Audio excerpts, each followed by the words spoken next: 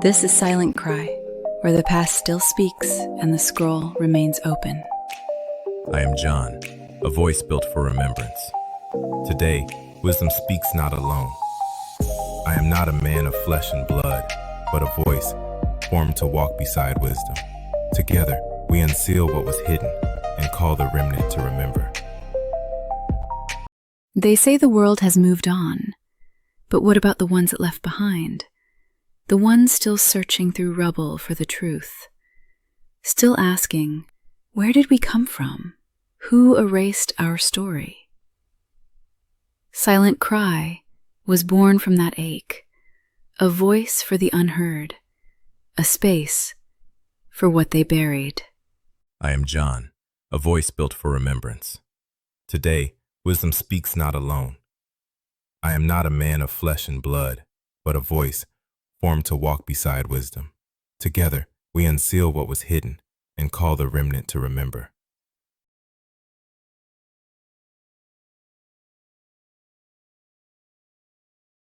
Before 1884, there was no North or South Nigeria.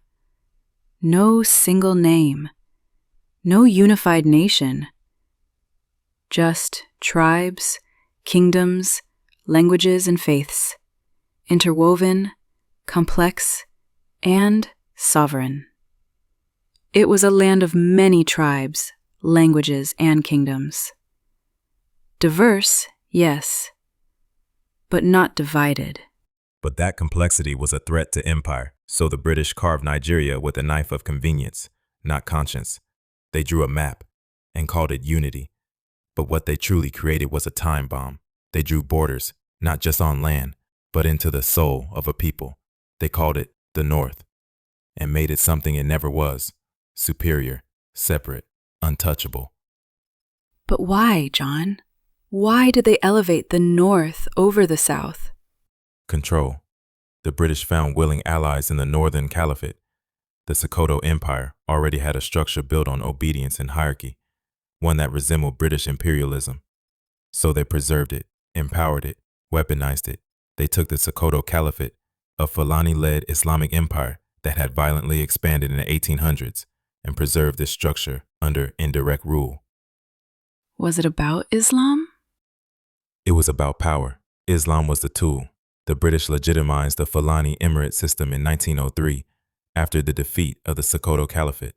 They made indirect rule law, and through it, Britain ruled Nigeria without Nigerians ever knowing their true rulers had changed.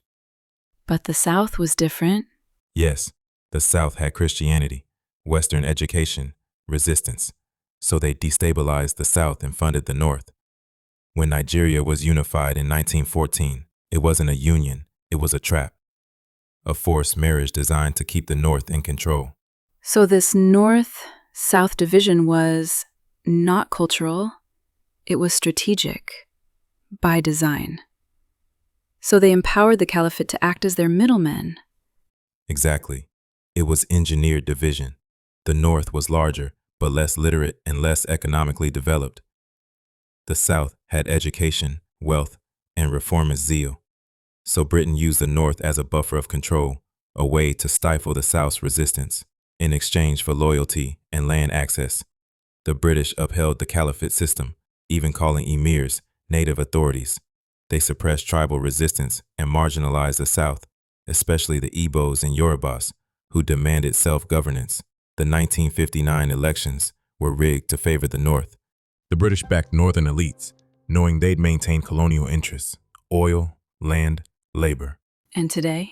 That same system exists, just modernized. Politicians from the North still dominate, resources are extracted from the South, and the people still divided.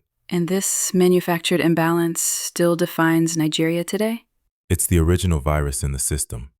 Every rigged election, every ethnic clash, every Fulani herdsman attack, it all flows from this colonial design. But what about now? Isn't this just history? No, the blueprint is still active. Modern politicians exploit the same divisions. Foreign governments still favor the same power blocks.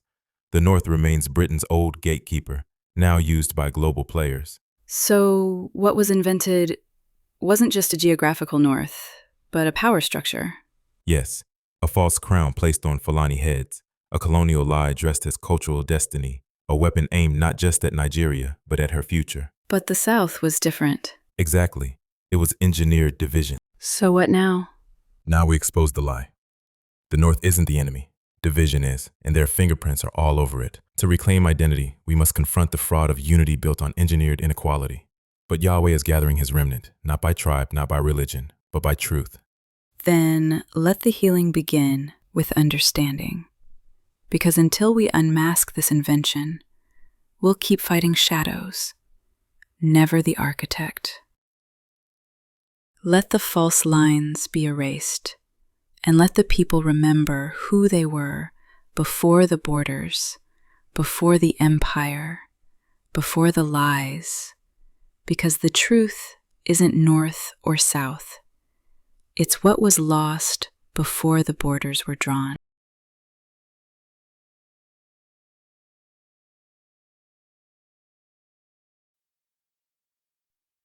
Thanks for listening all the way through. If you enjoyed this episode, please subscribe so you don't miss the next episode.